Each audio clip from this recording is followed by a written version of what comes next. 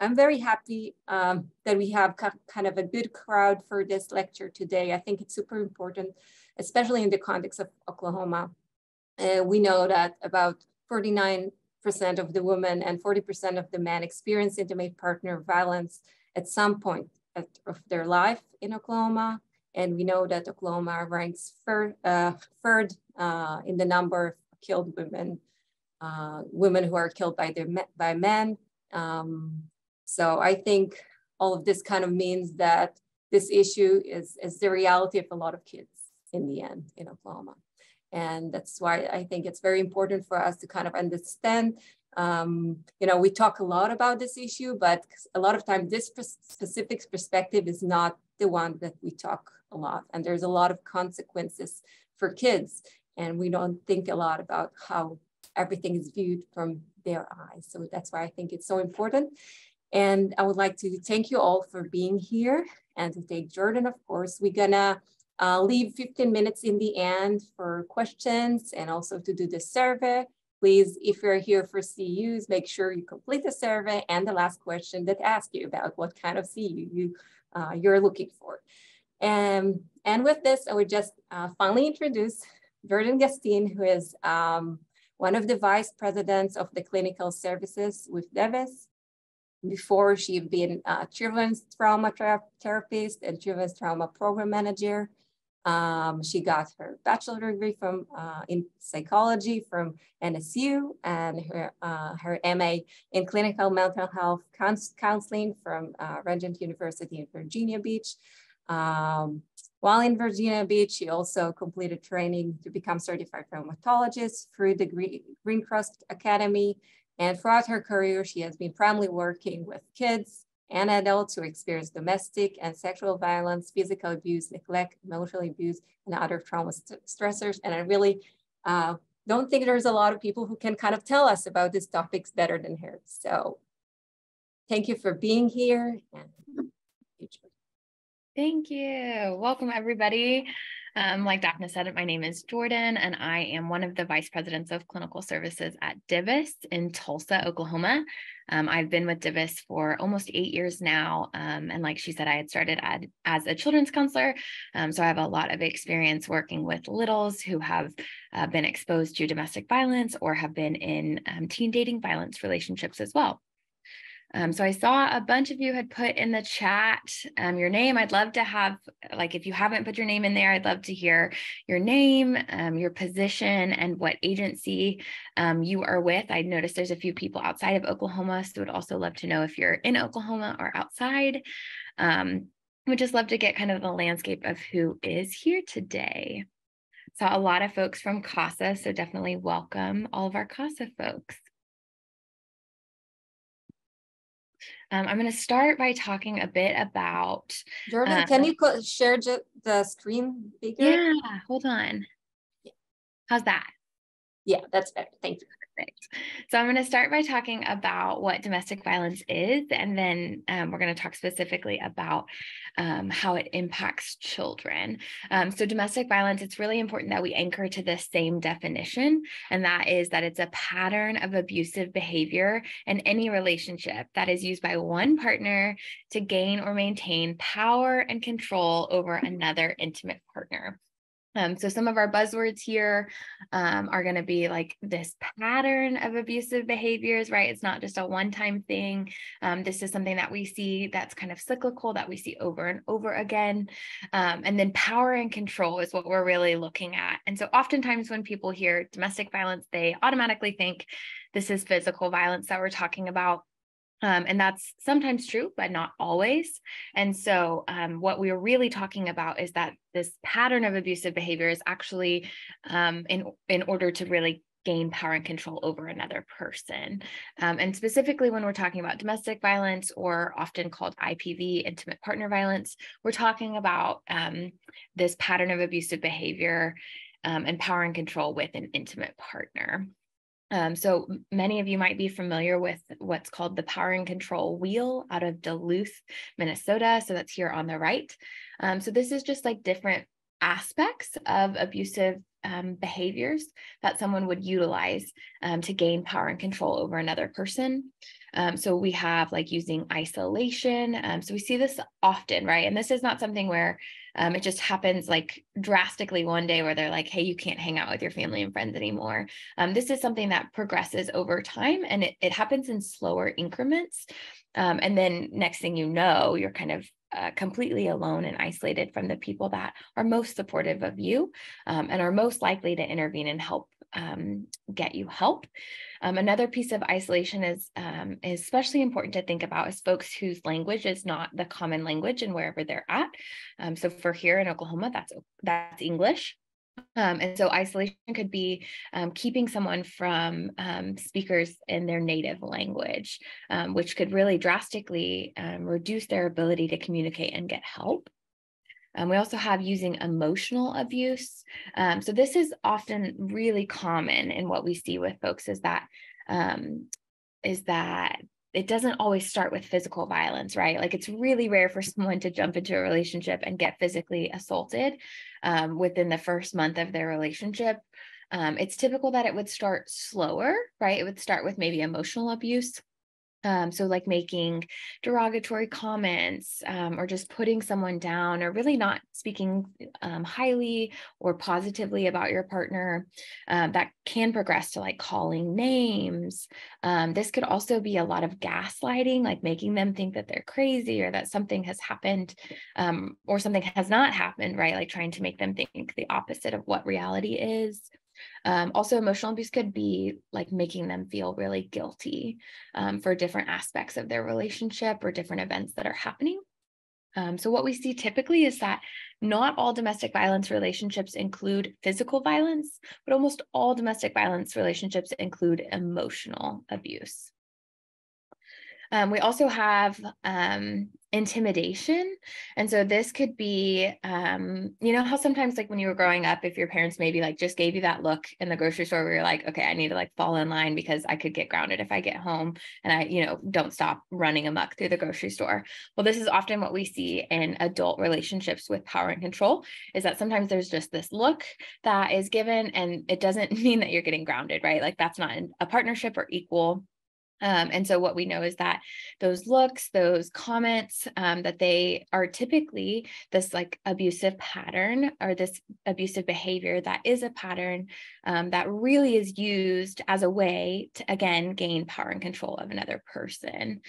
So this could be looks, actions, gestures. This could also go as far as like smashing things or breaking things in the house, destroying property.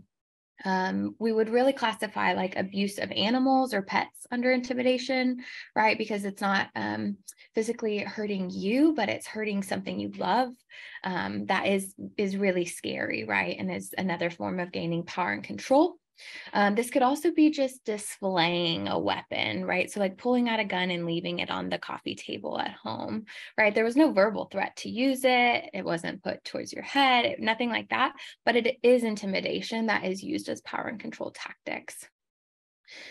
We might also see that this is like threats to call immigration if someone is has an undocumented status in their country, or hiding important documents that they might need if they were to try to seek help.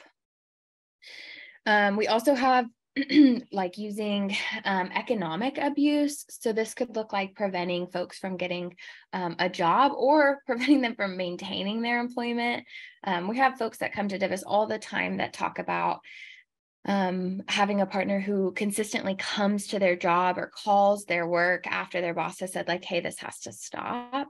And unfortunately, it leads to termination of their employment, which can be really, again, a make or break it situation for someone leaving a situation like this.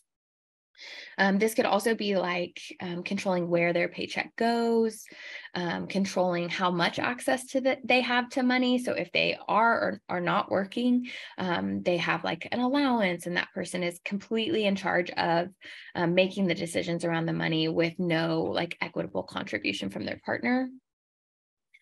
We might see some like minimizing, denying, and blaming. So like making light of their abusive behaviors and saying like, it's not that bad. Like, you know, there are people that have had it so much worse than you. You know, if you would have cooked dinner, I wouldn't have reacted this way, right? Which is completely shifting the blame to someone when it was not their fault for the other person's actions. A lot of times we'll talk about domestic violence occurring within the context of a male offender and a female survivor. I just want to name that it is really important to note that domestic violence does not solely happen in that context, that it can happen in same-sex relationships, that there can be female offenders, but statistically speaking, we do see more male offenders and more female survivors. So one of the things that is part of kind of this power and control wheel is using male privilege, is that inherently using that privilege as a way to further control a female partner, especially in the context of like societal. So like it's your responsibility to do the grocery shopping, it's your responsibility to cook the meals, to keep the kids in line, to do all the laundry and the dishes and things that are maybe more associated with a traditional female gender role, but using that as a way to keep power and control over someone. And not having agreed on those roles together as partners. And then another part of this wheel here is using children. Like using kids as a go-between, right? Is like, you need to tell your mom that if you guys aren't home by this time, you know, something's going to happen, which again, what we're really focusing on today is talking about how this impacts children. And we know that when kids are put in the middle of parents as a go-between, that it creates a lot of stress on them. And it also creates stress on a survivor parent, because then it's even harder for them to have control over protecting their kids. We also might see that they use children as a way to keep someone to stay in a relationship, right? If you leave me, I'm going to get full custody of these kids and you're never going to see them again. We also may see that kind of goes hand in hand with economic abuse, is that I control the finances. And so if you want little Tommy to have like the soccer cleats that he needs for soccer, then you're going to need to do X, Y, and Z, right? And so really making it difficult to parent and to successfully care for your children. Two things that aren't on the wheel that I think are really important that we just name here, especially being in Oklahoma, as we're kind of that like Bible Belt of the US, is spiritual abuse is something that we see all the time, is really using religion as a means for getting someone to stay, right? Is that the religious text we follow says that that you can't divorce me, that you can't leave me, that we're stuck together forever, right? And that if you do, this is where you'll go, right? There's so many layers to religion, and sometimes it's really subjective for interpretation, right? And so what we see is when someone is using power and control, oftentimes spiritual or religion practices are a really easy way to convince someone to stay or to exert power and control over another person. We also have technological abuse, right? So like technology has advanced so far. And so this is where we really see a lot of technology abuse happening with most of our clients that we see here that have been in some type of domestic violence relationship. So this could be like, oftentimes what we have is that there's a protective order in place and it says, you know, you cannot contact this person, you cannot be within 100 yards of this person. What's really hard to prove is texting, right? Is that you actually can't prove that the person on the other phone was the person that is in charge of the phone and they were the one sending the text. So oftentimes if we have someone who is constantly texting another person, there's very little legally that we can do. Kind of our laws and our technology have not advanced at the same speed. And so we often see that technology is used in ways that it was never meant to be used for, right? So we have blowing up someone's phone with texting. We have like extorting different pictures that maybe you sent when you were consenting in a relationship that have now been distributed in a harmful way in order to exert power and control. This could also be like tracking. So there's a lot of ghost apps, which were for the most part, intended for parents to be able to put on kids' phones and be able to keep kids safe without their kids knowing, so that they could have some like oversight of their devices. But what we see is that that's available to anybody. And so oftentimes harm doers will install these types of devices or apps on phones. And then you can track people and you can track every click they make on their phone. And so technological abuse is something that is really growing and is something that we really want to acknowledge, especially when we think about kids, because lots of kids have access to devices these days. And so these devices are also used. Apps are installed on kids' phones. Oftentimes, it's kind of a safety measure for kids to have access to a phone when they have been in a home with violence, but it can backfire. And so again, it's just important that we acknowledge kind of what domestic violence is and what we're talking about before we can jump into how it impacts kids. So I'm briefly going to touch on these things, but we're going to get into each age and stage and specifically how it impacts them. So this is a really good visual that has been adopted by Duluth, which is the original creator of the power and control wheel. So we know that isolation, when a harm doer is isolating another partner, what we see is that spills over into the kids, right? Is that isolation kind of stretches throughout the family. And what it actually does for kids is it asks them to be secret keepers.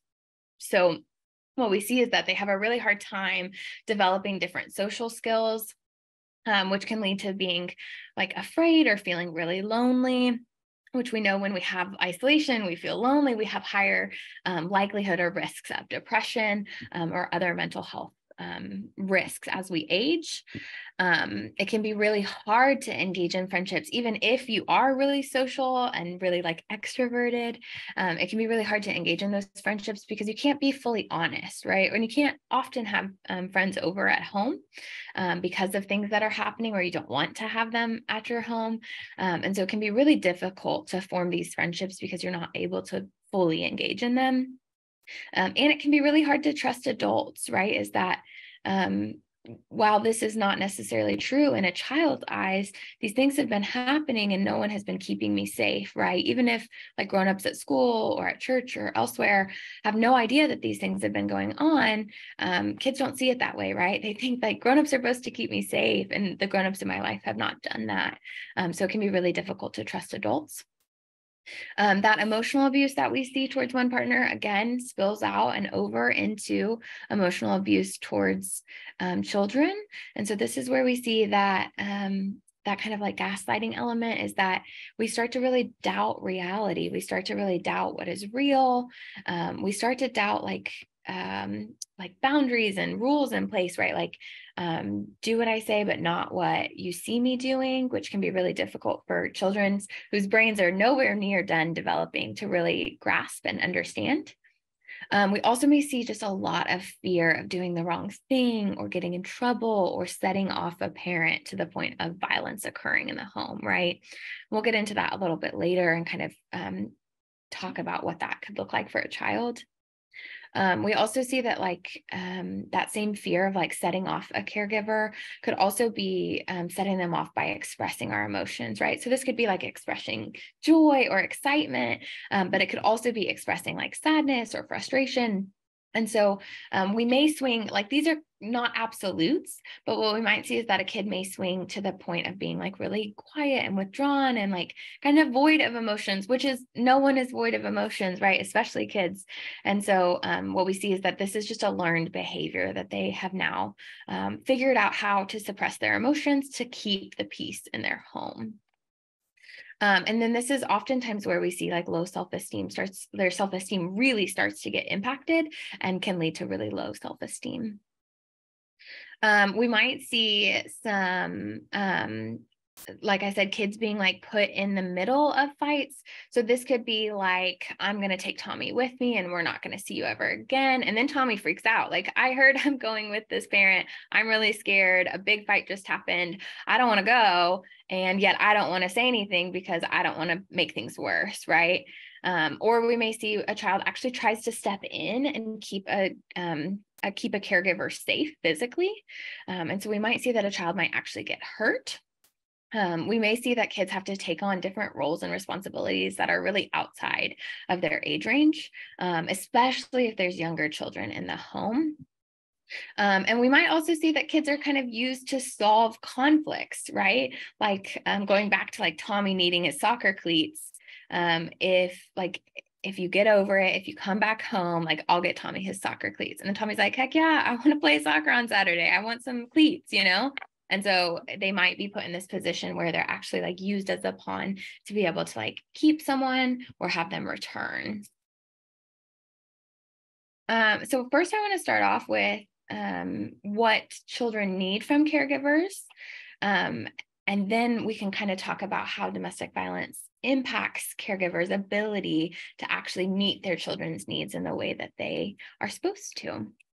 So we're first going to start with a video. Let me stop share for just a second.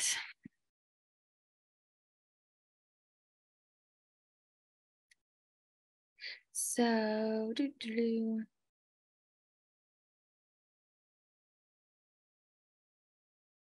so it's important for us to understand what children need from caregivers before we can talk about how violence impacts those needs being met. So this is just a quick video from Circle of Security International, which it has created a parenting curriculum. They have really great animations, and this one is talking about it's called The Circle. And we're going to talk about it in a minute with the illustration. But this is really just like a 4-minute snapshot of what children need from their parents. Obviously, 4 minutes is not going to cover everything, but this will be a good like foundation for us.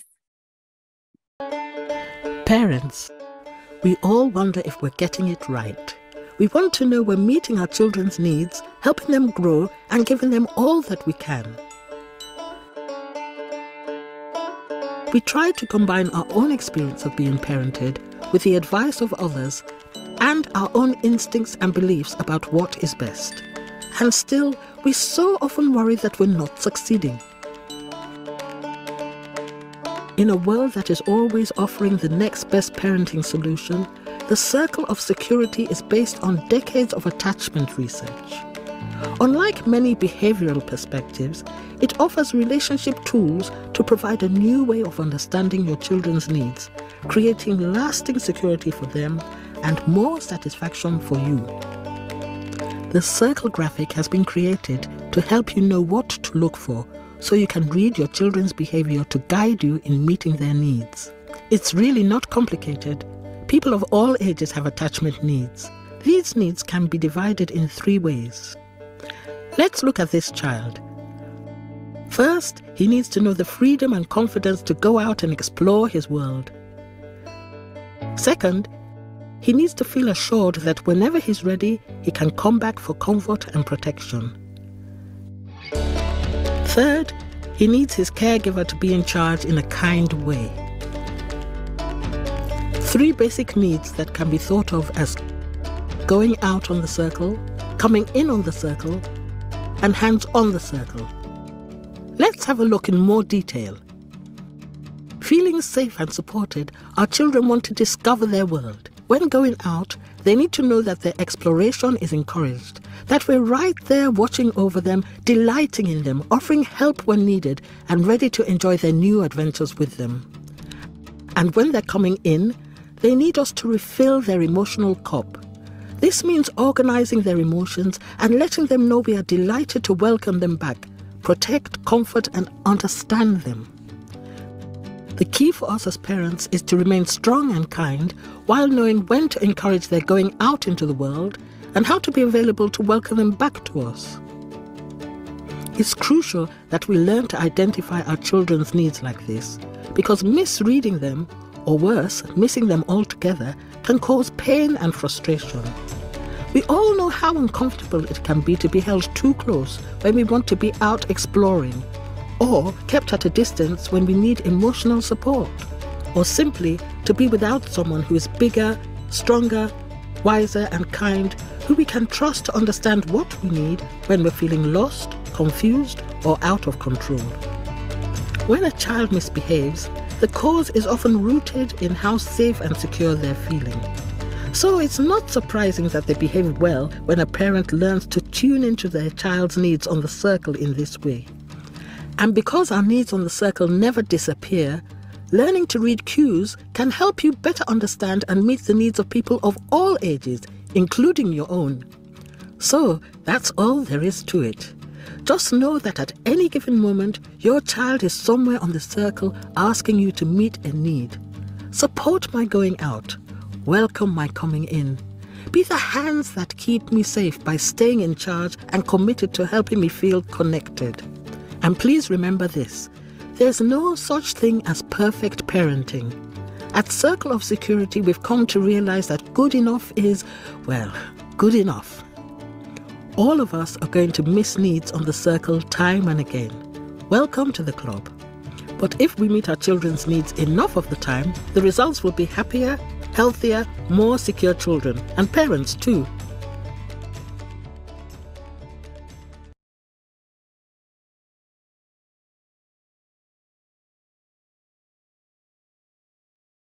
Okay, let me get back to my PowerPoint 1 second.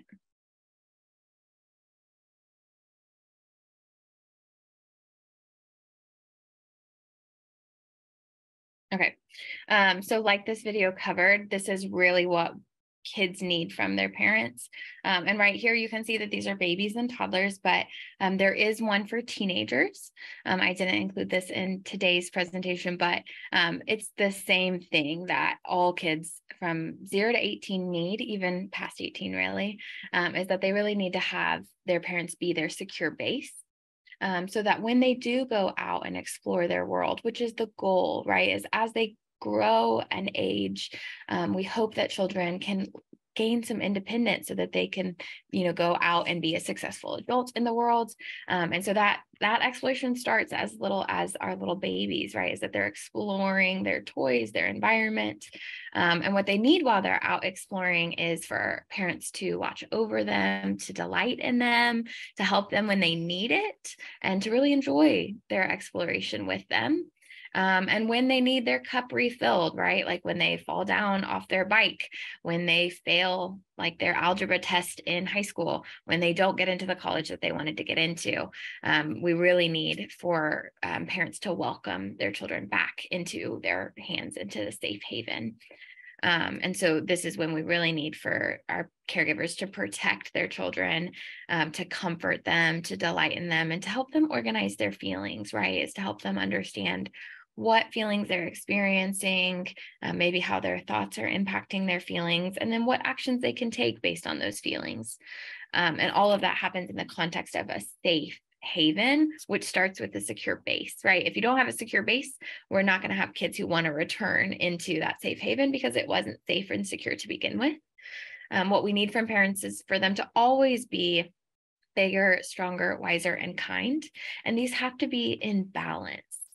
And so what we see with domestic violence is that we have one parent who's causing harm in the home, who's being bigger and stronger, and is not being wiser and kind. And what we have with the parent who's being harmed is that they are being wiser and kind, and their ability to be bigger and stronger is kept from them because of the harm caused by another parent, right? And so I want to be really careful that we don't blame survivor parents for their inability to meet their kids' needs because of someone else causing harm. And from a child's eyes, from their viewpoint, neither parent are meeting their needs in the way that they need, right? As we know that this circle, that being bigger, stronger, wiser, and kind as caregivers has to happen for our children to be safe and secure and for their needs to be met. And unfortunately, in domestic violence, regardless of your role, you're unable to meet your children's needs in that way. Let's try to go to the next slide. Oh. So I want to spend a little bit of time talking about brain development too, because this will help us build on the building blocks of ages and stages that we're about to get into. So on the left, we see what typical brain development looks like, is that from the moment we're born, our brain stem is the first thing that kind of clicks on. And that houses our survival state. So this is like how we respond to danger. So we either fight, we freeze, or we flee, right? And so this is crucial that that part of our brain is activated and that it works when it needs to work, right? And so it really shouldn't take up a lot of space in our brain, but it should work when we need it to work, right? And so it should be the smallest part, kind of taking up space. If we're thinking about it in a spatial picture, it's the smallest part of our brain. And then the next piece of our brain is like learning regulation skills, right? And the way that we do that successfully is that we have someone to co-regulate with first. And then we can learn regulation on our own for self-regulation. But it's really crucial that we have a safe grown-up in our lives to do that with. So hopefully, like, we figure out regulation, right? Like our 2s and 3s, that's going to be a tougher age to regulate. We're going to need a lot of support. And then hopefully as we enter school, we can really get this like regulation thing down pat, and continue to evolve and learn it as we get older with each new age and stage. Because that's when we really need to start taking up more space in our brain for like social and emotional learning and development.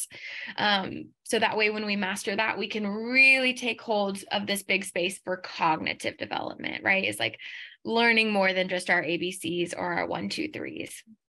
And you'll see here on the right, this is what maybe like spatially this looks like in our brain if we've experienced trauma.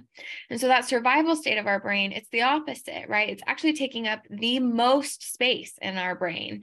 And so this is like this sense of danger, this alarm that is going off in your head is going off all the time, right? And so what we see is that kids either over or under react to that alarm going off in their head. So we may have a kid where like, I don't know, you're carrying a box of things into the classroom or into the room you're at with a kid, and one accidentally falls off and it makes kind of a loud noise, like nothing overwhelming, but you know, it hits the ground, right? And you have a kid that just immediately like freezes and they are just completely pushed back into that brainstem part of their brain. And they're in survival mode, right? Because something has scared them, an alarm has gone off. And really what we would hope is that a box hits the ground, it might startle you, right? But it's not going to push you into the survival state. So we see that often with kids who have experienced trauma because survival is taking up so much space. We also may see the opposite where like alarms are going off all the time and we've just learned to ignore them. And so we may have a child who you actually need them to move, right? Like a car is coming, a tornado is about to hit, we got to get down by the lockers or underground or wherever. And we actually need them to make some moves quickly. And they're like, meh, like alarms go off all the time. Like nothing seems different to me. And so then we have a kid who's maybe underreacting to an event that actually calls for some response. So either way, we're kind of pushed into this place where it's not doing its job and it's not helping us in a way that it really is designed to help us and keep us safe. We also see that like regulation has a lot bigger space, and that's not to say that they have more regulation skills. It's actually to say that it's a bit messier. It's that it's harder to like grasp regulation. It's harder to figure it out because you have one caregiver who's not regulating well at all, right? Who is using power and control to get what they want instead of communicating, using their I statements, talking about their feelings, compromising. And so then you have another parent who's also not able to regulate their emotions because of the actions of another parent. So our modeling for regulation, our co-regulation is really not there. And if we think about this from even like a baby who is in a crib while violence is occurring, is that baby needs somebody to come comfort them and to help them make sense of what's going on. And we have a parent that physically can't get to a child, and we have a parent that is physically preventing that parent from moving from one room to the other, right? So either way, we've got this like loss of co-regulation, this loss of modeling of regulation that can be really harmful for children and their development. You also see that like social and emotional has like a smaller space in our brain, is right, like it's harder to form social connections. It's harder to use like our emotional development because we haven't regulated our emotions. It's really hard to form friendships when you can't regulate your emotions. And we see this with kids, right? Like a 4-year-old is definitely not going to like getting hit by another 4-year-old on the playground. And so they're likely not going to be best of friends, right? So it's going to be really difficult for a child to form these lasting relationships and connections. And like we talked about a few slides ago, is that we're also asking kids to be secret keepers in these situations when there's violence at home. And so again, that leads to a decrease in their ability to have social connections. And then our cognitive development, it's like so understandable when you think about it that it's really hard to learn ABCs, to learn like algebra, geometry, science, history, all the things that you are expected to learn in school when you are so worried about what's going on at home. You have these bells going off, your survival state is constantly activated. And like, it's really understandable why it would be so difficult to focus on learning and why cognitive development is actually really impacted in that way. So let's go through, we're going to go through each kind of age and stage, infancy and early childhood, our school age kids, and then our teens and tweens. And we'll talk a little bit about like key aspects of development, like what we would hope to see, what is like normal. And then we'll talk about how domestic violence impacts each of those ages and stages. So kind of in our infancy and our early childhood era, this is where we really hope that kids learn kind of the basics, right? They learn to walk, they learn to babble, and then they learn to form like those babbling like sounds, then form words, right? Which help us get what we need, like milk or ball or sleep, right? We also hope that they learn to eat solid foods.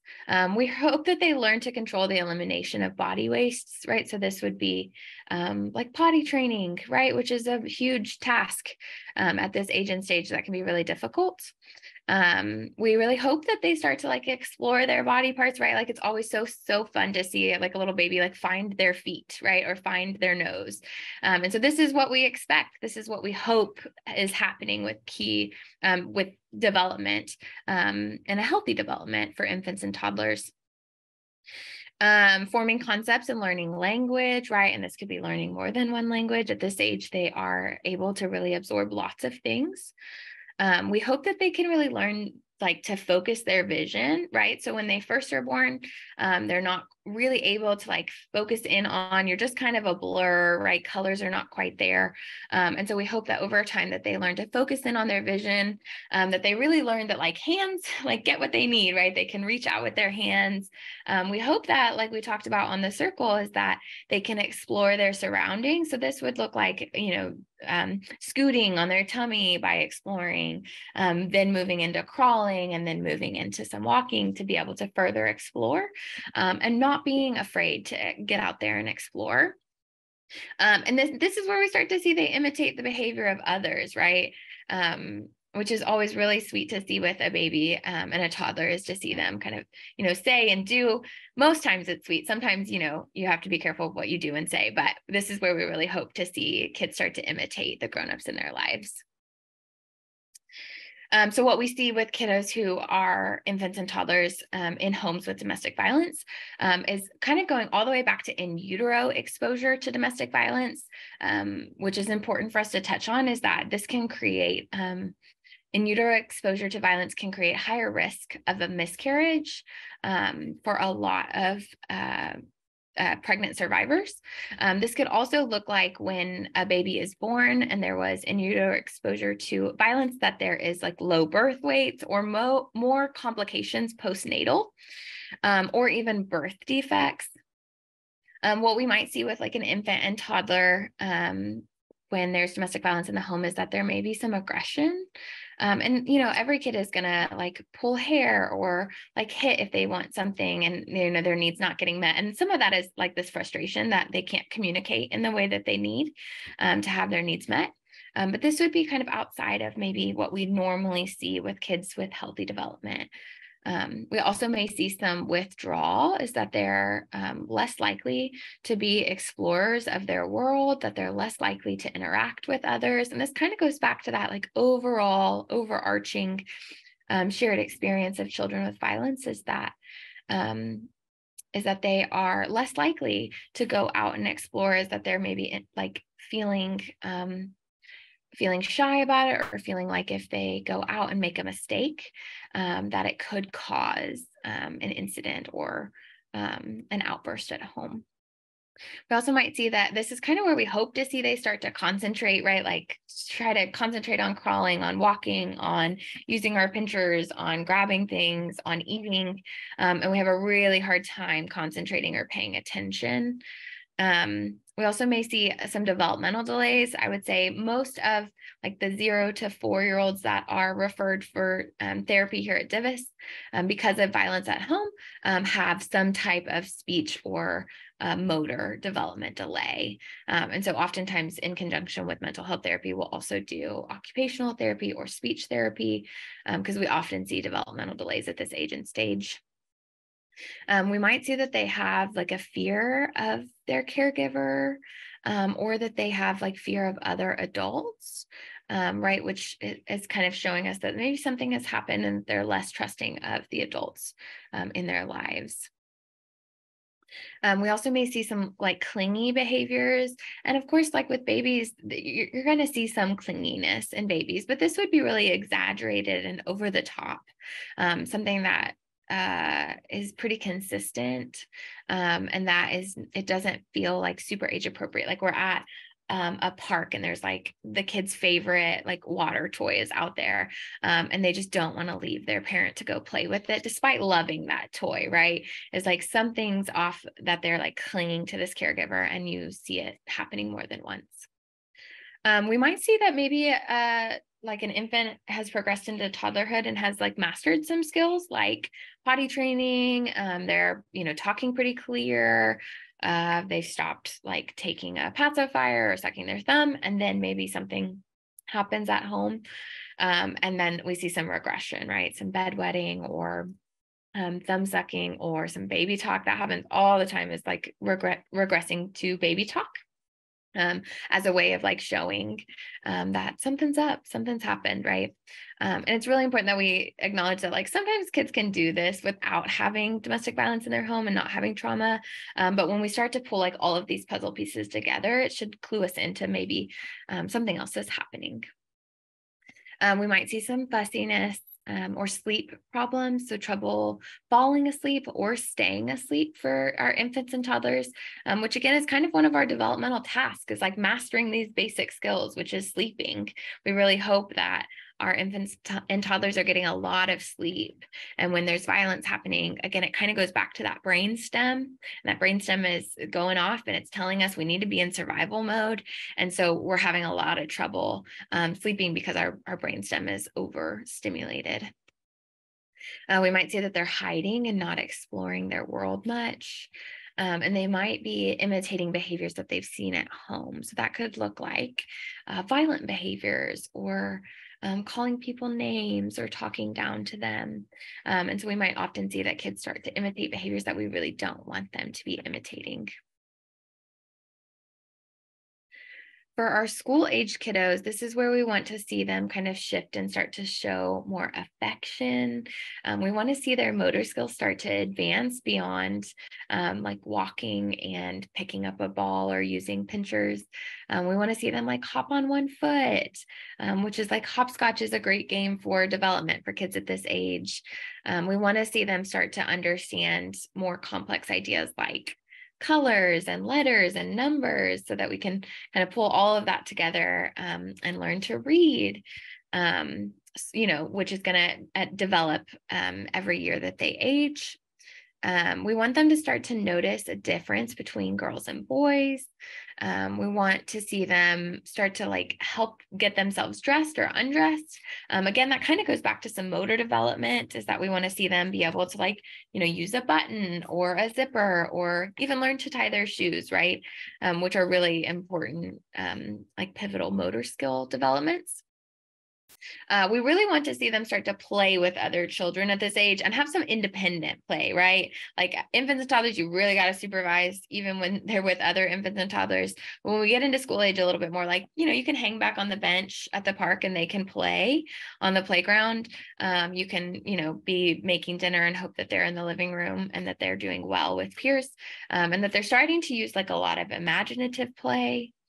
This is also where we hope that at school age kids that they can really start to recall parts of a story, maybe not well and not completely linear or all the details, right? We may see some like dragons and fairies sprinkled in, but we hope that they can really recall some parts of a story, and that will continue to advance as their age advances as well. We want to see like some slight increased independence from their family. I don't want like 9-year-olds, like thinking they're grown and they can leave their family. We want to just see like some small advances in their independence from their family, meaning that like they don't need you to walk them to the classroom every day at school, right? Is that they could actually like go to school on their own without you having to hold their hand and take them to their desk. We really want to see kids at this age become a little egocentric, which can be really hard, right? Is that they can come off a little like self-absorbed, self-centered, but that's actually what we really want to see from them, because that's how we really build this positive self-esteem, because like you are the center of our world, right? Which you're not the center of everyone's world when you're a grown-up, but at that age, we really want them to develop this sense of being the center of their family's world, so that their self-esteem can really increase. And this can be a really big one for how domestic violence impacts kids, which we'll talk about in a second. At this age, we really start to see that kids develop a scale of values, right? It's like, what is right and wrong? What is allowed? What are the limits and boundaries? I once had a family who, cursing at home was completely acceptable for this family, for kids, for grownups. It was not an issue for them. But at school, right, like 9-year-olds can't curse. And so that's where you really like learn the values and like the boundaries here, is that this is how it is at school, and this might be how it is at home, as well as like a plethora of other values and boundaries as well. They may start to like pay more attention to and invest in friendships, which obviously like continues to advance when we get into our teenage years. But this is where we really start to, really want our friends to be around us more, where we start to do more than just like play at daycare, is that we, hope to see our friends outside of school or at a sport event or at church or something like that. And we really want to be liked and accepted by our friends, right? Is that we hope that they accept us. We hope that they want to play with us. We hope that that we can like, the people that we enjoy being around also enjoy being around us. This is where we hope that like their confidence and self-esteem starts to increase, right? And that again, kind of all ties into they're becoming egocentric, they're exploring their world more. We're hoping that they're having some positive interactions as they're exploring their world more, which will lead to this increased confidence and self-esteem. We start to see that they're, starting to think about the future. And some of that may be because of how like we respond to children at this age as a society. Is like, what do you want to be when you grow up? Like a firefighter or the president, right? It's like we kind of instill some future orientation in children at this age, but we also start to see that it naturally comes forth with kids at this age as well. This is where they start to kind of see and understand more about their place in the world. And then this is definitely where they learn better ways to describe their experiences. So, their vocabulary increases, their emotional vocabulary increases, and they're able to really tell us about how things impacted them, how they feel about them, what their thoughts are about them, the choices that they made because of those thoughts and feelings. And ideally that they're able to communicate in a regulated way with us about these things. What we see though with domestic violence in the home at this age and stage is that kind of like with our infants and toddlers, is that we see aggression and withdrawal. And so we might see that kids are more likely to act in an aggressive way. And some of that goes back to that like brain development, is that it's really our, brain is taking a lot of space for survival. And so regulation, social and emotional development, those things are just not happening on the same trajectory as our peers. And so it can be really frustrating to not have the ability to regulate, the ability to express yourself, or to have a caregiver or an adult in your life that understands why you're acting the way you're acting, right? Which I'm sure most of us on this call have heard, like, instead of like, why did you do that? Or automatically labeling a kid as bad, is thinking about like, I wonder what this behavior is telling us, right? Is that all behavior has meaning and it's telling us something, right? And it'd be really interesting to think about where this behavior is coming from for this child, especially our kiddos who have domestic violence in the home, right? Is that they may present as more aggressive. Or, withdrawing from the crowds, withdrawing from the groups, less likely to engage in like play with other kids at recess or free times. So again, just like something to think about, like, I wonder where this behavior is coming from or what's driving it. This is where we start to see some like elements of depression in kids, is that around school age is where we start to see just having a really hard time with self-esteem, with confidence, with exploration, with engaging in friendships, which all of those things can lead to like a less satisfactory life, right? Which can lead to these feelings of loneliness or sadness or depression. Just like with our infants and toddlers, we might see some bedwetting or just some regression in general. But a lot of school-age kids that I've worked with over the years who come in and the moment that I mentioned, like, yeah, mom told me that there was fighting at home, last weekend, and they'll be instantly pushed into baby talk, right? Is it like, it's telling me like, nope, I'm not ready to talk about that right now. It's too overwhelming for me. Speaking of kids, I don't know if you can hear, but there's some yelling in the background, so I apologize if you can hear it through the speaker. We also might see that kids at this age, just like we talked about with the brain development, is that like our space in our brain for cognitive development is really low and limited. And so we might see that there are learning problems. And this is often misdiagnosed, right? Is we may see like, oh, well, this kid just can't focus at school. And what we know is actually this kid is probably in survival mode and they're too worried about what's happening at home to really be focused on learning at school. And so, sometimes the question about trauma, about domestic violence at home is not being asked. And so often we quickly go to medication or an ADHD diagnosis, which isn't going to solve the problem, right? Is it's going to medicate something that's not there, because we're not actually solving the root cause, which is that violence is occurring at home. And that's really scary for a kiddo. We also may see that domestic violence really impacts school-age kids by teaching them unhealthy ways to express their emotions, right? Like if dinner is not made the way that you want it, that you get to like fly off the handle, right? That you get to scream and yell and mistreat another person because you're frustrated or disappointed.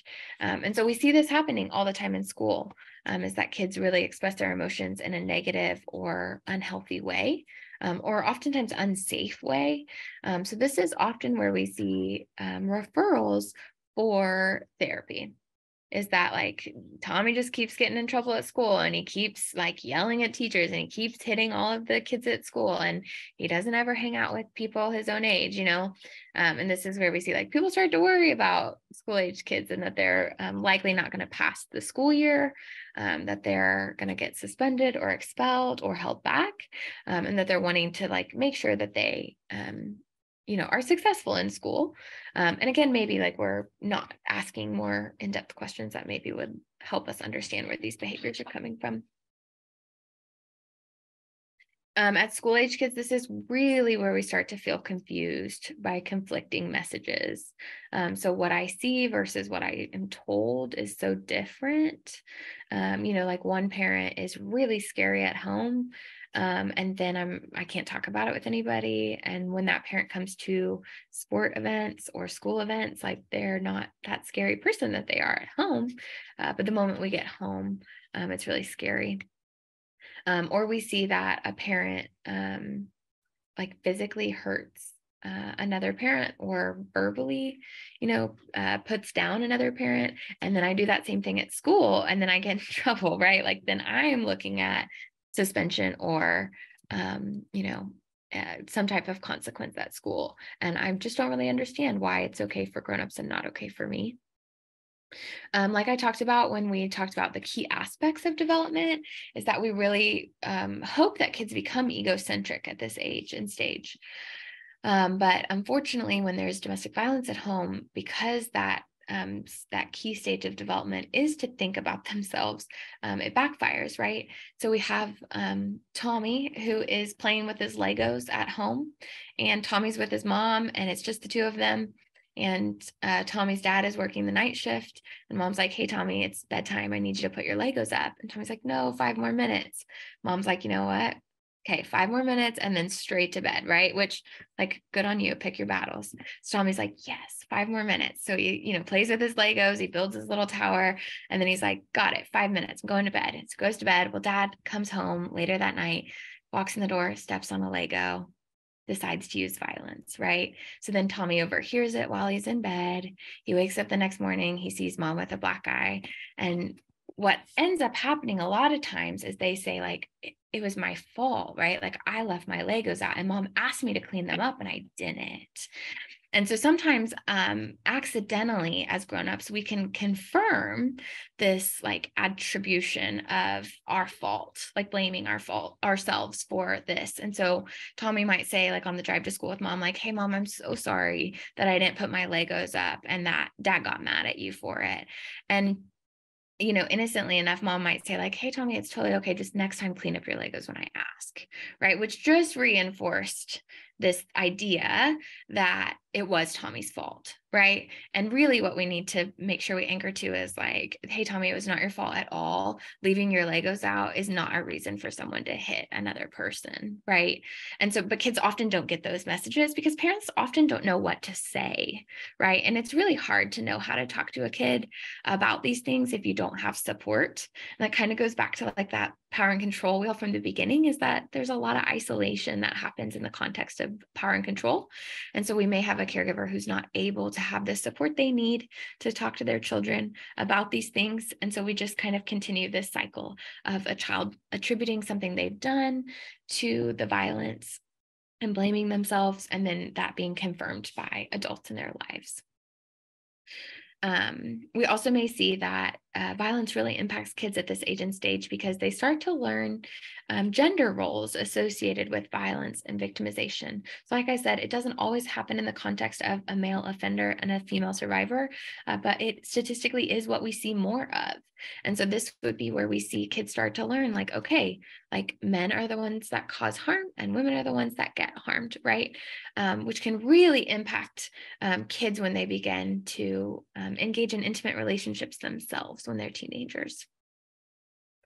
The instability at home may lead to a decrease in their independence, right? So they're less likely to try out for the soccer team. They're less likely to audition for the school play. They're less likely to like put themselves out there with friends. And so when we think back to that circle, we're actually not providing a secure base. We're not having any exploration. And so there's not really a need for a safe haven, but it's non-existent regardless. And so we kind of see that this circle that we would hope to see over and over again with children is just not occurring because of what's happening at home. So when we get into like our tweens and our teenagers, this is a fun age and stage, although it can be difficult sometimes because this is really where a key aspect of development at this age and stage is to be moody, right? Like you're hitting puberty, you're becoming a teenager. It's just kind of the name of the game, right? And so we really start to see that kids, as they move into their teenage years, that a lot of shifts start to happen. And so we see that they really shift into this like, oh, okay, like laundry doesn't just do itself, right? Like I actually have to do laundry or help with laundry if I want to wear my favorite basketball shorts or my favorite dress. And so they start to gain this sense of responsibility.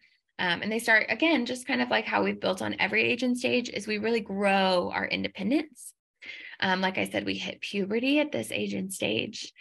We start to form more complex friendships. And so this can be where we start to confide in people, where we hopefully kind of narrow it down to like, these are my core friends, right? And we share similar values, similar interests, similar outlooks on life, which can create this like shared experience together. We also may see that they start to engage in intimate relationships, right? Is that they start to like other peers, that they start to date their peers, and that they begin to engage in intimate relationships.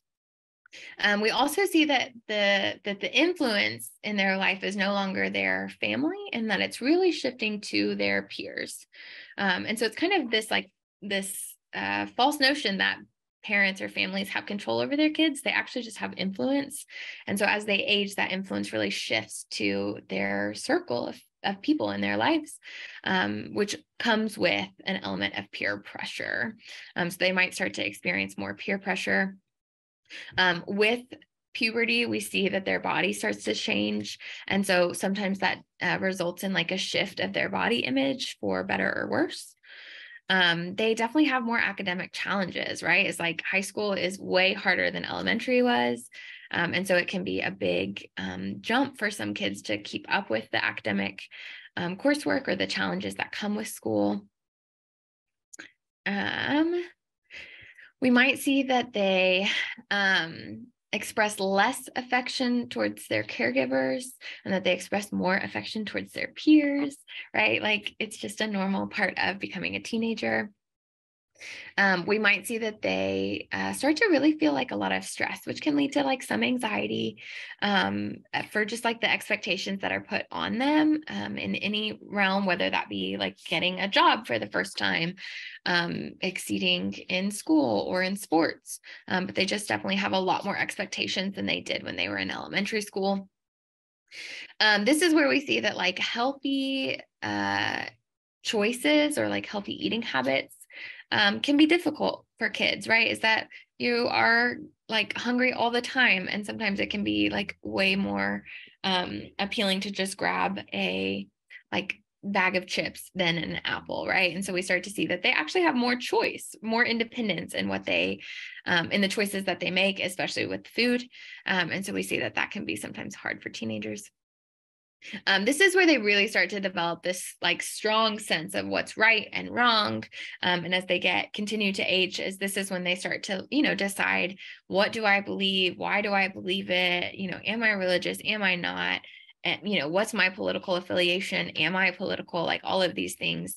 So they really start to determine like, okay, these are my values and I have a really strong sense of them. And why I believe them. We also see that they have like really complex thinking, like their ability to do that, which is not fully developed, right? Like they're still going to make some bad choices as teenagers because they don't have like all of their brain developed, but they are like continuing to develop this ability to think through problems in a more complex way than it being just like black or white, right? Like they can see a little bit more gray, whereas like, 9-year-olds are going to have a little bit harder time seeing gray compared to our teenagers. And then this future orientation, like, what am I going to do when I turn 18 and I finish school? Am I going to finish school? Like what are my next steps and what kind of a grown-up am I going to be?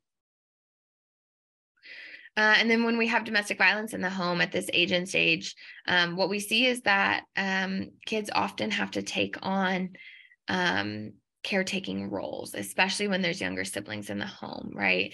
Is that fighting occurs between two parents and then younger siblings are kind of left to fend for themselves. And so we see older kiddos really step in and have to take on this like grown-up or caretaker role, which is not their job at that age, right? We really hope that they don't have to take on those responsibilities fully. It's okay to have older kids help out with younger kids, but when we see that they're having to be both the physical and emotional caretaker for a child, it's too much for a teenager to have to do. We might see this like premature independence, right? So we've kind of been building each age and stage on hoping that kids can continue to like gain more and more independence and gain more and more independence from their family.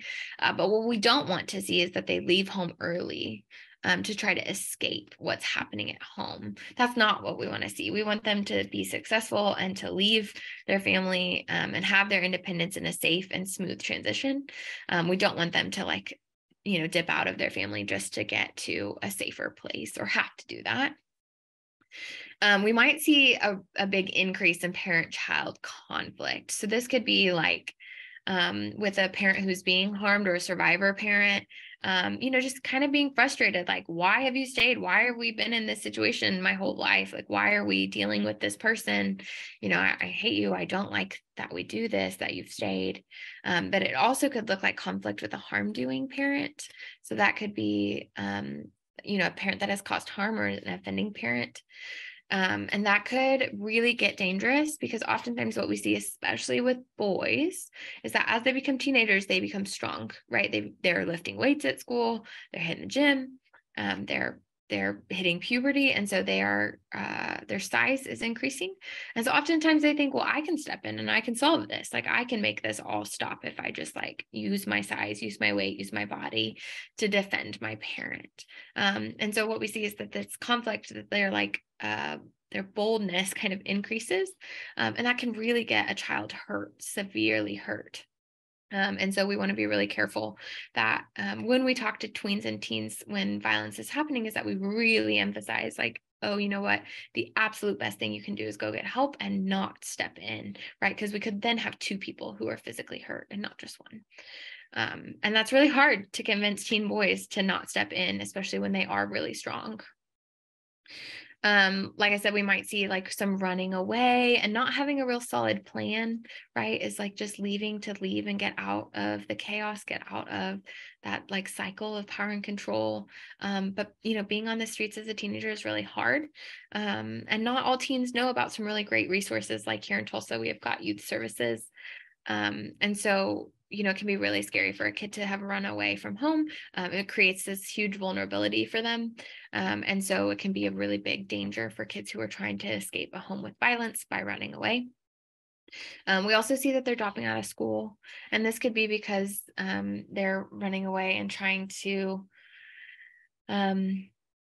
flee the home, but also because they're getting in trouble all the time at school, or they're truant from school because of things that are going on at home, or because they're just not understood at school and kind of labeled as a bad kid, or not going anywhere kid, which really impacts their future orientation. It impacts their self-esteem, and it impacts their confidence. We also may see shame, secrecy, high risk behaviors. So this could look like, at all ages and stages, we're really asking kids to keep these big secrets. But this is really where our teens and tweens start to feel a lot of shame for what's going on at home. And so not having friends come over because you don't want them to know, unveil the mask of what's going on here. We also high risk behaviors could look like, engaging in sexual relationships in an unsafe way, right? Not using protection, not getting tested. We could also see that they are experimenting with drugs. And this, is pretty typical for teenagers to try a few drugs here and there.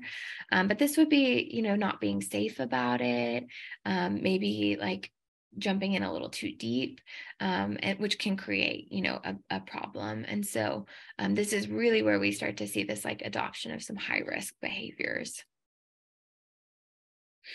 We might have kids who, teens and tweens who are living with domestic violence, who have this really distorted view of self. And that can be because of emotional abuse or neglect from caregivers, but also it could be because I look like a parent who's causing harm, or I look like a parent who's being harmed, right? And so sometimes they can really associate a survivor parent as weak, and an offending parent as scary. And so well, if I am 50% made up of this person, then I'm 50% weak and I'm 50% scary, right? And we know that's not true, but oftentimes it really distorts kids' views of themselves, especially when there's teenagers, because it's so hard to be a teenager, right? It's so hard to know who you are in this world, and to really have positive self-image, and having domestic violence in the home just makes that more complex. They may seek intimacy. So if I have my own baby, then I have my own family and I don't have to be part of this one. And teen pregnancy is difficult, right?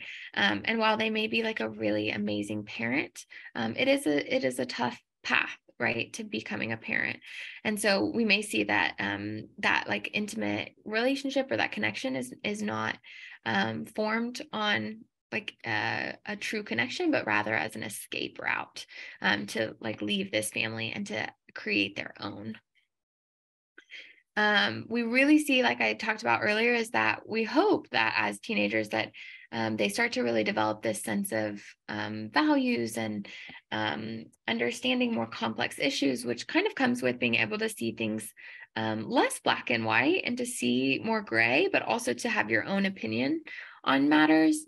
And what we see with kids with domestic violence in their home is that it's really hard to see shades of gray, is that we're really stuck in like it's black and white. And it's just really difficult to see kind of things in that gray area.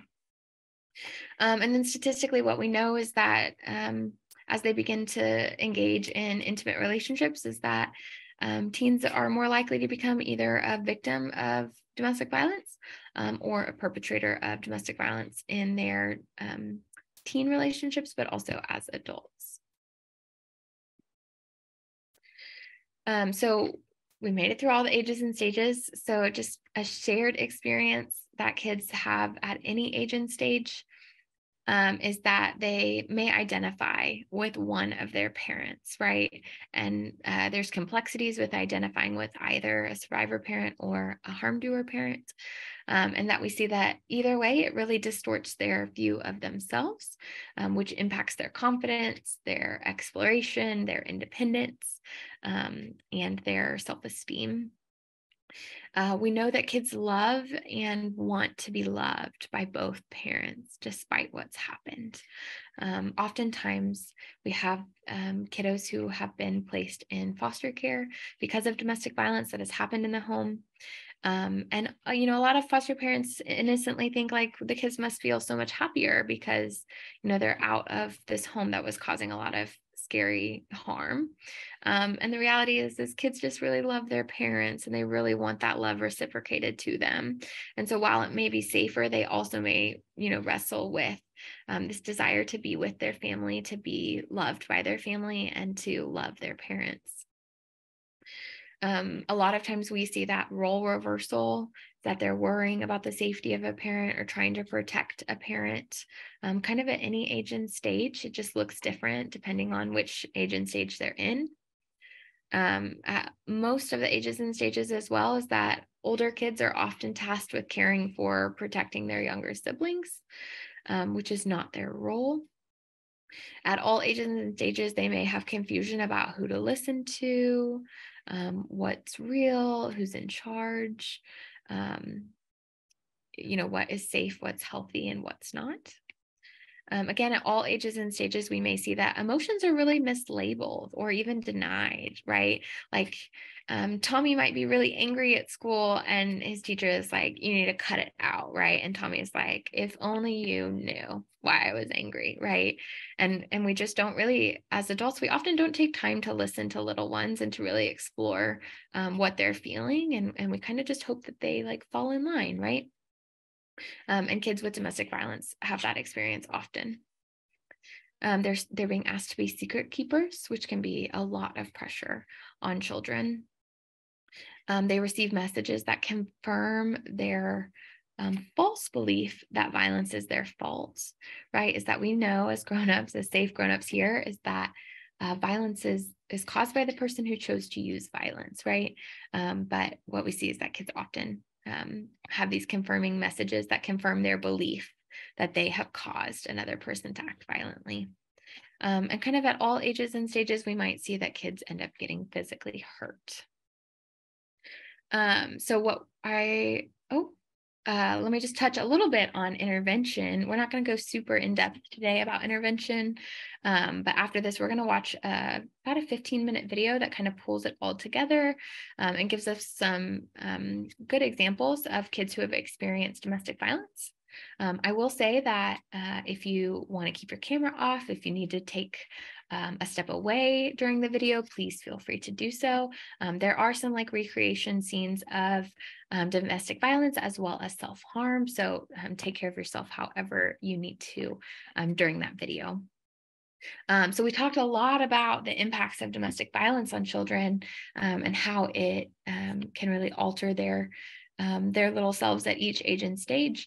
But I want to just remind us that there's always hope for children who have experienced domestic violence in their home, right? And that they can more easily recover from that trauma if they have like good relationships with safe adults, right? And a lot of us have exposure and touch points with children.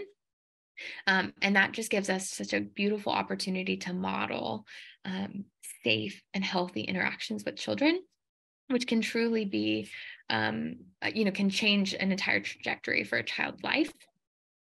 If we invest in kids and really invest in building their confidence and their self-esteem, that can really, higher self-esteem despite what's happening at home can also help kids recover and be, kids are resilient, but these are factors that can really help them recover quickly and be a safe and healthy adult as they age. If they're able to have healthy friendships, so peers their own age that are, safe and healthy and, have mastered regulation and are moving through development in a really safe and healthy way. And then intervention, right, is like getting them therapy, getting them some support groups for kids. Things like that can be really impactful for children.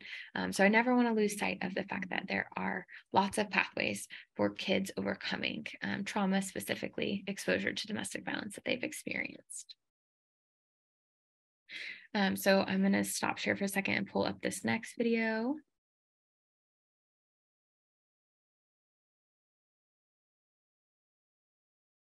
And again, just like I said, that there are some recreation scenes here. So feel free to take care of yourself in a way that you need to.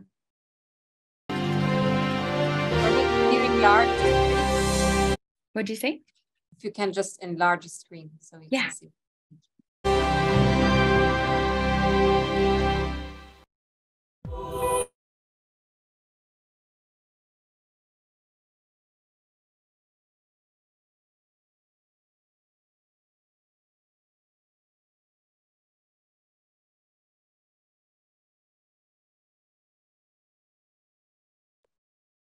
Jordan, I think it's not working. I'm not sure the screen is showing.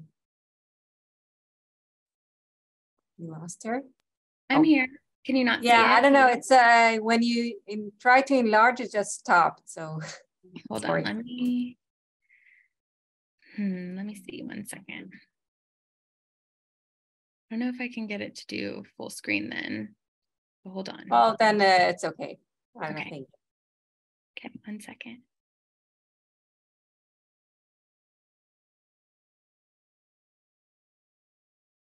All right, let's try this.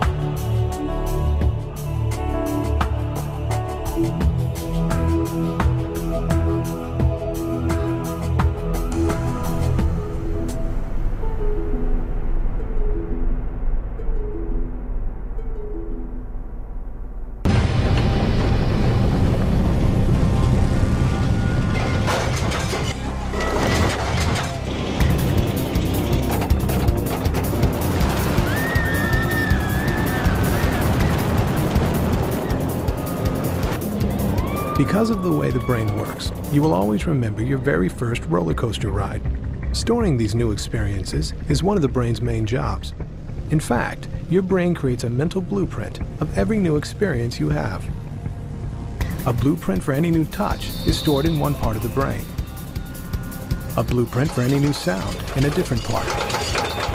And a blueprint for any new sight in still another part. But as powerful as that first roller coaster ride was, it can't compete with the lingering effects of your brain's earliest experiences. Although you have no conscious memory of this part of your childhood, It is these very first experiences that literally become the building blocks for your whole life. Unlike other organs, the brain is undeveloped at birth, and it is waiting for experiences to shape how it will develop. The amazing thing about the human brain is that the younger you are, the more sponge-like your brain is, which is the reason that children in 3 years can learn language, can learn to walk, can do all kinds of incredible things. But the very same biological sponginess that allows us to rapidly acquire language is also the same sponginess that makes young children more vulnerable to trauma than older children. We have the opportunity to do police ride-alongs to a domestic violence situation, and so this was actually the first call I ever rode along. It was dinner time, and they were having spaghetti for dinner. It was dripping down the walls, the kitchen table was overturned, and we had 3 children in the household. Looking at this whole situation at the time, we said, no evidence of physical harm, the kids are fine. We learned differently, of course. The boy in the corner was classic behavior that we see with kids who have had chronic exposure to violence. He would just completely zone out, numb out as things started to get scary. The 6-year-old little girl on the chair blames herself for what's going on, but actually it was 4 years later that we really appreciated who had some of the most profound or severe harm coming out of this situation, and that was the 6-month-old baby who was now 4.5 and had seriously injured another child in preschool. It's literally the opposite of the way most people think about this. Most people think young children, they don't really understand what's going on and they're resilient. But the fact is, if anybody's impacted more severely, it's the younger child.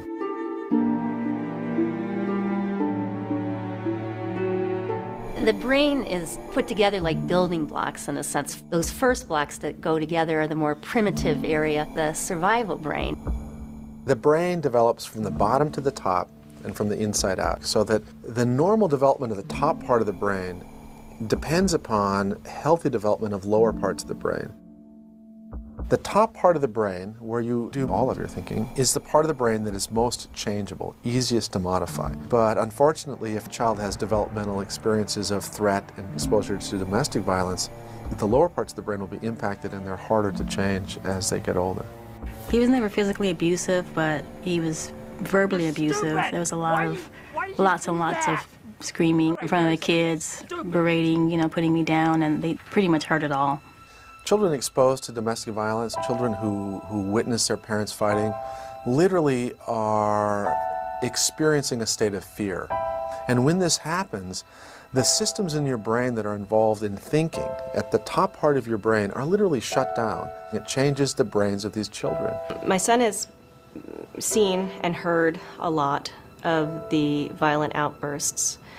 He was experiencing night terrors, and that was probably his way of dealing with it, because in his waking state, he didn't know how to articulate at 2.5 years old. So it was coming through, when he was asleep. When kids are chronically stressed, one of the problems that we see is difficulty in attachment, in bonding, because they're so focused on survival. It's hard for them to reach out and connect with others. My oldest boy went through a stage where he would bully his younger brother and seemingly laugh in glee. He was not remorseful or had no empathy that he could actually make someone cry. Many phone calls of him being disruptive in the classroom. He was a very bright kid, but that's when I knew that he was heading toward trouble. A lot of these kids get labeled as being, bad, difficult, defiant. This is a very natural response to their circumstance. What the child is doing is a survival strategy for them, but it creates behaviors that are very difficult in the classroom. When they're in a crisis mode, they can't learn. The tragic reality of children growing up in domestic violence is that they end up with mental health problems at a rate higher than children who are actually the direct victims of physical abuse. My mother was a victim of domestic violence. My father was an alcoholic, a drug user, and it's just a cocktail for a bad living environment for children. My brother, he looked like he was crying on his way home. Me not knowing, I was just a careless little 6-year-old. seeing him climb up to my mom's medicine cabinet. I asked him what he was doing, and he boldly said, I'm killing myself. 8-year-olds don't talk like that. The first person I got to call was my best friend's mom. By the time she came down to our apartment, he had a butcher knife in his hand. He was just cutting himself all over his body, and I was just bawling, just crying. There was nothing I could do to help. My brother was crying. He didn't want to be there. He was trying to run out. But I had already known that my home, wasn't my home. You know, it wasn't a place where I felt safe. Childhood exposure to violence is about living in a threatening, scary environment that may escalate to physical violence, but it often doesn't have to. It's the chaos, the uncertainty, the fear of being in a home where things aren't okay.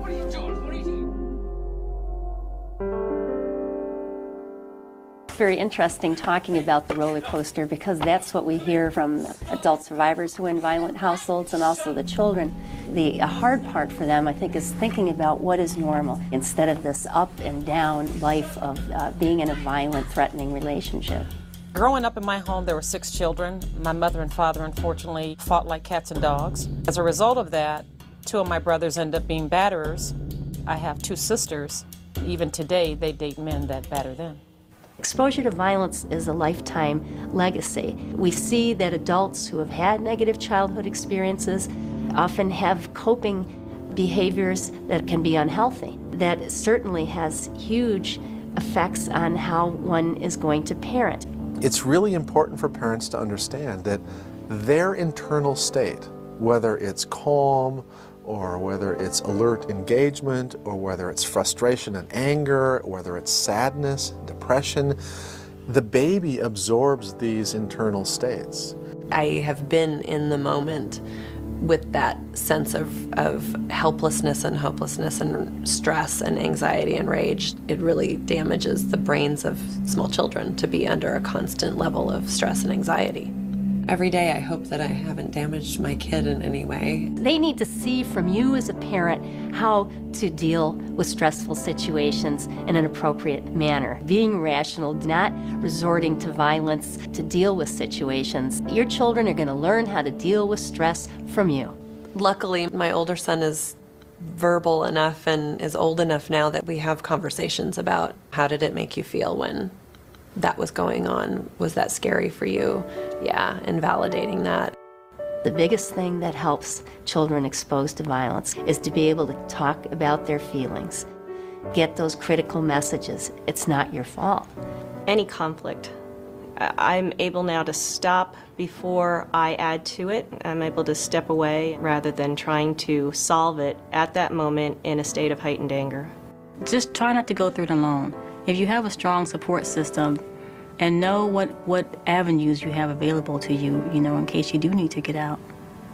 I was glad that we got help when we did. One of the great things about brain science that we've learned is till the day you die, you have the ability to add new neurons in your brain, that the brain is more like skin in the sense that it can rewire and heal itself in the most important area, the cortex. We have the capacity to heal and do better.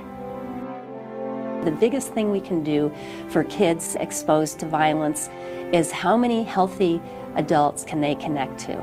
I did a lot of my childhood in other people's homes, so I saw what positive relationships were about. I saw my friends were normal, they didn't have the rage I had. Seeing parents that were together, that showed affection. Home dinners where everybody sat together. Those are the things that I realized were important. And instead of being envious, I incorporated it into my life. I wanted to be a part of that. I know school is what made a difference for me. The teachers, the attention I got, letting me know that I could be somebody and I could do something. In fact, my oldest son, his teachers, all 6 of them were very instrumental in coming forward and providing him support when he needed. They allowed him to be homeschooled to give him time to heal.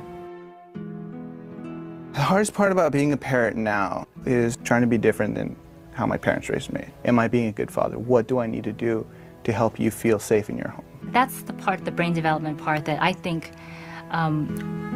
We want him to know what normal is for us. And normal is having people who support you and who love you and who want to take care of you. And that we want that to be his normal life. It's one of those pay me now or pay me later.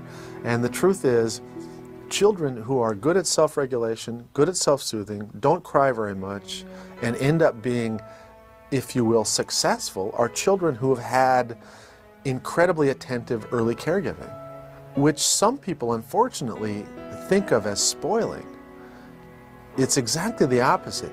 Rather than spoiling the newborn, what you're doing is you are building in healthy self-regulation. So those are the things that I want to create an environment for my baby where he gets the benefit of what I've learned from all these experts and also other parents. And believe me, they're experts too. The most important thing that parents need to understand is that the brain of their child will become exactly what the child was exposed to.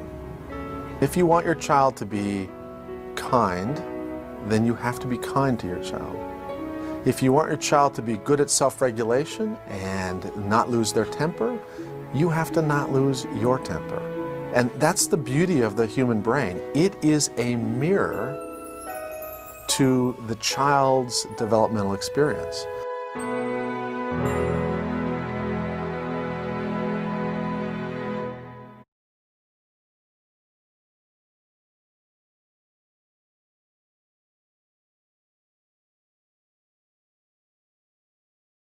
Okay. So what we're going to move into now is talking about safety planning, and then we're going to have a brief minute where we talk about like a case study for safety planning for children. So it's really important that we first acknowledge that depending on the situation, children still may be exposed to violence in their homes. And so if we are talking about safety with kids, we really want to emphasize who the safety plan can be shared with. Right, is it would be really detrimental if we created a safety plan with a kid and they went home to a parent who's causing harm and it's like, look, I made this safety plan. And it's like, if violence happens in my home, where can I go? You know? So we want to be really thoughtful about that, which also kind of wants us to think about kids are already asked to be secret keepers. And so we want to be really careful not to like send this message that they have to hold like another secret. So this is like a really great representation of like, what are safe secrets and what are not, right? If someone is hurting another person in the home, it's not a safe secret. If we're planning a surprise party, it is a safe secret. If we're trying to maintain safety, that would be considered a safe secret, right? So it's kind of a balancing act, but we want to make sure that we're thinking through the complexities of how this might impact children. The first thing that we want to always do is make sure that children know that if violence is happening in their home, the absolute first priority for them is to keep themselves safe, right? And not physically step in and try to keep another parent safe themselves. So we want to also just keep yourself safe. Don't try to step into any of the violence or fighting. We want to remind them that violence is never okay, even when someone they love is being violent, right? So even when someone they really care about, they really love, like their parent is choosing to use violence, it's never okay. And always, always, always reiterate to children that violence is never their fault. When we're safety planning with kids, we want to think about where inside the house they can go, that if there is a hiding spot, that it's a safe hiding spot. This is where we really want to think about staying away from rooms that if fighting were to trickle into that room, that there's not access to any weapons. And like the two biggest rooms in houses that have weapons are going to be the kitchen, right? We have access to lots of like knives and sharp objects, and then our garages. They're going to have lots of tools and things that could also be used as weapons. And so we want to be really careful not to send a kid into one of those rooms because that can be really dangerous. Ideally, we'd like to have a room or a space that has a quick and pretty straightforward exit in case they need to get out of that hiding space. But depending on their living circumstances, we just need to think through where an option like that could be. But we also want to think about where outside of the house a child could go. Is there a neighbor? Is there a gas station? A 24/7 McDonald's, a fire station? Is there anywhere that is open at all hours of the day that kids could go to and go ask for help if they needed it? We want to practice calling 911. A lot of kids get really shy calling 911, right? Or they freeze and they don't know what to say. And so we want to just like a tornado drill at school, we want to really like rehearse for if we had to call 911, and we want to get really comfortable with it. That's like my favorite thing to do with kids is to practice our safety plan. Because, you know, the more you get into it, the more kids will get into it. And then they are like having just a blast pretending to call 911. And it's helpful to like pretend to call 911 for a fire in the house, or if the cat's in the tree and can't get down, or there's fighting at home, right? Because we're not just safety planning for violence, but it is part of our safety plan, right? We also want to think about code words or phrases or signals that kids could use. If their parent needed to alert them that like they need to go to their safe place, or they need to go get help, or that they could then alert a parent too. So one of my favorites is that I have a lot of kids that don't like spicy drinks, like soda that has like lots of bubbles, or they don't like ice in their drinks. And so a really easy, like, you don't want your code word or phrase to be something like, you know, that you can't like easily mix into normal conversation. So a lot of kids always want to be like, purple dragon. It's like, that's such a great code phrase. And I don't know how I slip purple dragon into a conversation easily. But if you don't like spicy drinks, or you don't like ice in your drinks, you know, asking a parent for like juice with ice in it can be a really sneaky way to use a code word or phrase. I've had kids who have their own phones and are texting a parent, and they start to describe things with colors, right? Like, yeah, have you seen my blue notebook? I think it was in my red backpack under my black shoes, right? And so like using that many descriptors of color is part of their code signal to a parent that they need help, or vice versa for a parent to signal to them. We really like to anchor to the acronym of SAFE. So stay away from the fighting, ask for help, find a safe adult who will listen, because not all adults are going to listen to kids when they ask for help. And everyone knows that it's not their fault. For kids who maybe can't call 911 or have a really difficult time dialing 911, there is this app called Smart 911. It's an app and a website. It's a really cool website that you can use. You can input all of your information. You can actually click that you have a history of domestic violence in your home. And when kids call, or adults call 911 and they're unable to speak for any reason, Smart 911 is synced with dispatch. And so they have all your information there. So they know who's in the home. They know there's a history of violence. They know what the home looks like. You can upload photos of everyone. It's a really great resource, especially when, you know, the burden of getting help for violence at home is on kids. When we're thinking about picking a hiding spot inside the house, we want to think about being out of harm's way. So like I said, a room that potentially like their space has multiple exits, the least amount of things that could be used as weapons. If possible, like keeping comfort items nearby that space, right? Like a fight could go on for a long time. And so we want kids to feel as safe as possible. And so they could pull in like blankets or teddy bears. And all of this is a document that I have created that is on our website at DVIS.org if you wanted it. Let's see. Does this space or this room have access to a way to call for help? Like landlines are not quite a thing in a lot of homes anymore, but you know, is there a landline nearby? Can we keep an old cell phone that is charged but doesn't have service but can still call 911 in that space? So just like thinking through some of those things as well. And then this is for parents at the bottom. If they're holding a child, trying to make sure that they can get the violence to kind of move away from where the child is and place them in their safe space and move the argument or the fight to a different space. Safe places near the home. There's lots of options for kids, but we need to talk through what that looks like. Another thing to maybe think through is that when kids, when you're talking about leaving the home, how are we getting out, right? Are we going through the back door, through the front door? It was probably the second kid I ever worked with here at DVIS, and we were safety planning, and I was like, how are you going to get out of the house? And he was like, through the window. And I was like, great. Like the window's right next to his like safe hiding spot. And so when we brought mom in and like went over the safety plan with her, she was like, we live on the second floor of an apartment. And really quickly it was like, oh, no. We have to make sure we can safely get out of the house, right? We can't like jump from the window and hope for the best. So sometimes you'll have some Spider-Mans, but we want to think through that as well to make sure they can get out safely. If we are thinking about like a safety plan for kids, if a parent decides to leave a violent relationship, is we want to make sure that we pack things specifically for them. So medication, important paperwork, like birth certificates, social security cards, those are really hard to get back. So trying to take those and keep them in a safe place, like in a grab bag, as well as comfort items, right? Like our shelter here at DVIS is so beautiful, and we have tons of toys and tons of blankets, and every kid gets a lovey and a blanket when they enter the doors. But you know, it's not their stuffed animal that they loved. It's not their favorite blanket. And so having as many comfort items as possible for kids is really important.